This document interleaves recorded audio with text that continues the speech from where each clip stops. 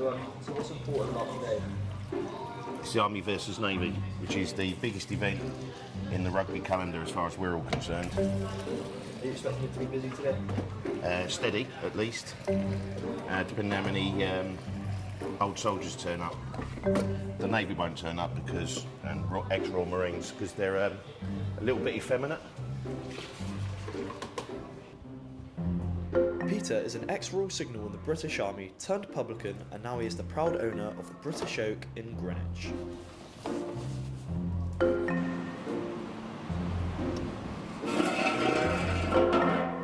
What are you doing now? We're changing over one of the cask gals that has finished. So we flush the pipe through to make sure there's no old beer left in it, then put the new beer on. At the moment, we've got 5 different, but we can go up to 9 at any one time. We have 2 permanent ales, and then the rest are all rotational. How many barrels do you reckon you'll get through today? We'll probably get through about, I reckon, up to about 80 gallons of beer today. So that's in the way of these, because they'll come in different sizes. This is a 9 gallon, that's an 18 gallon. And then we have 11 gallon and 22 gallon. And the only other type we have is a 30 litre, which is about 43 pints.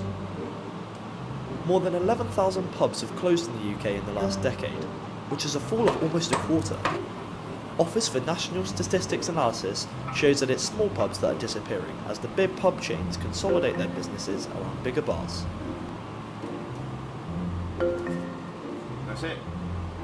And we've got to go back upstairs and pull it through.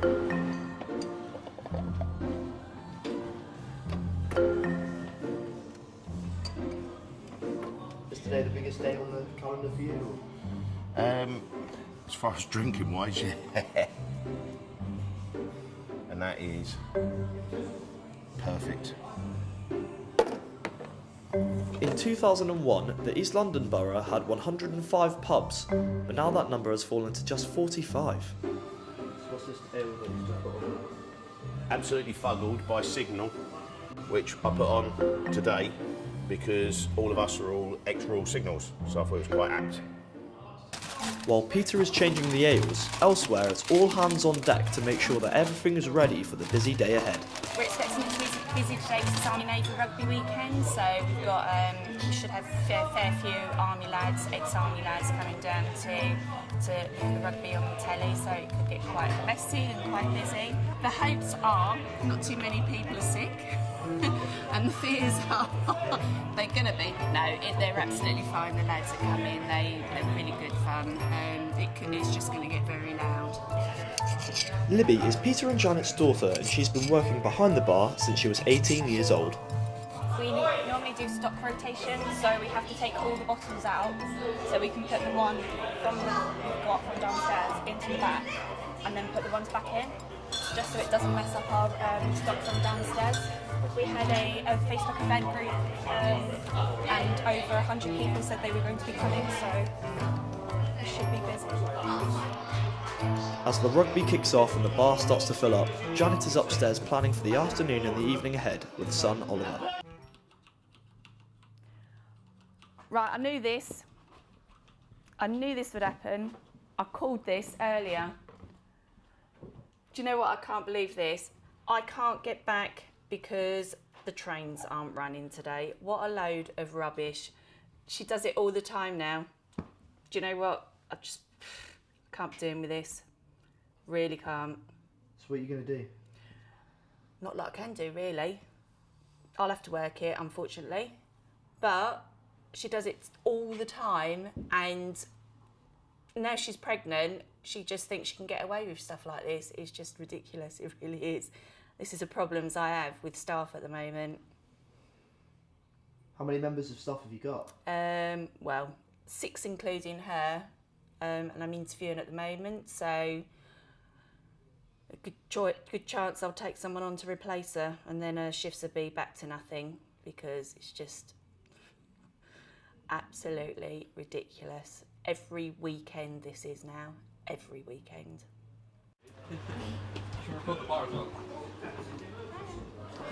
Hello. Yeah, Pete. That could be due to fitness or anything like that, couldn't it?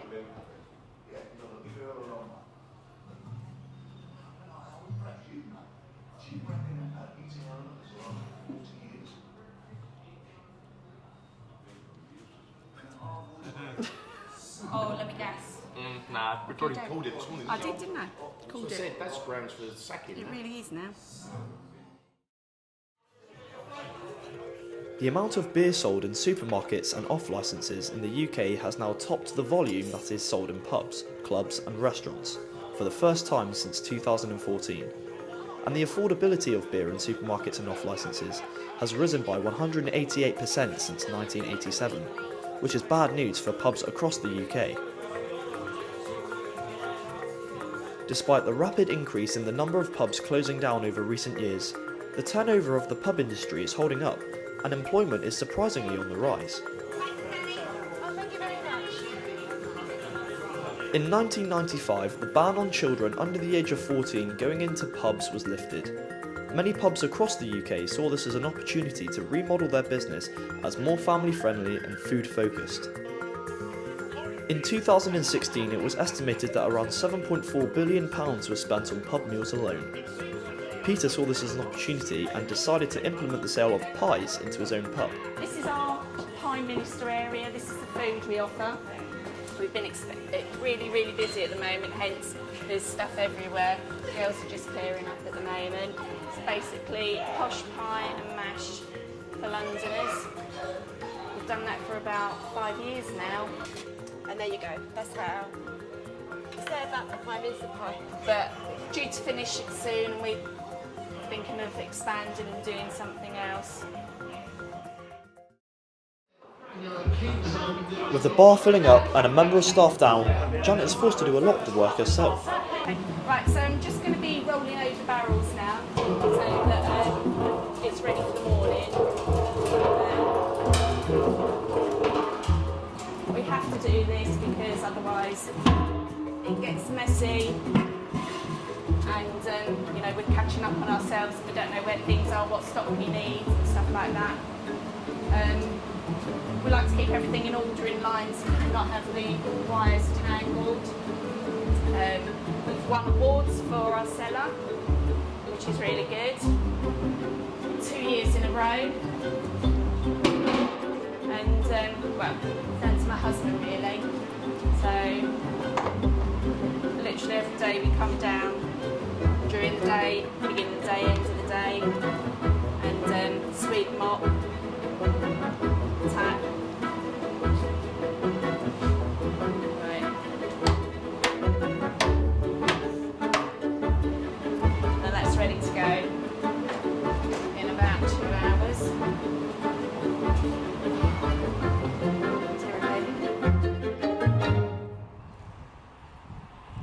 The pub sits right in the centre of Greenwich and proves to be the hub of the local community, attracting a large variety of different characters, from local tradesmen to members of the Extinction Rebellion protest group.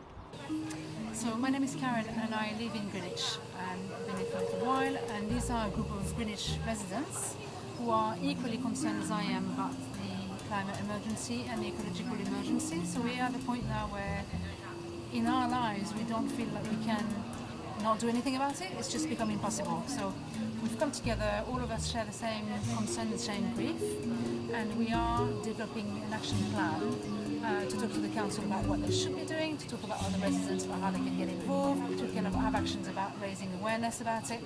And it's basically under the banner of Extinction Rebellion, which is the largest and fastest growing social movement in recent history. But having an independent pub in a city that surprisingly has the lowest percentage of drinkers in the UK proves to be difficult.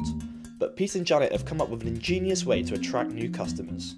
So out here, this is the garden, and we've got a meeting going on with Extinction Rebellion or something. They're having a meeting here, discussing their plans and everything. These are the chickens, and it looks like, yes, they've got food and water.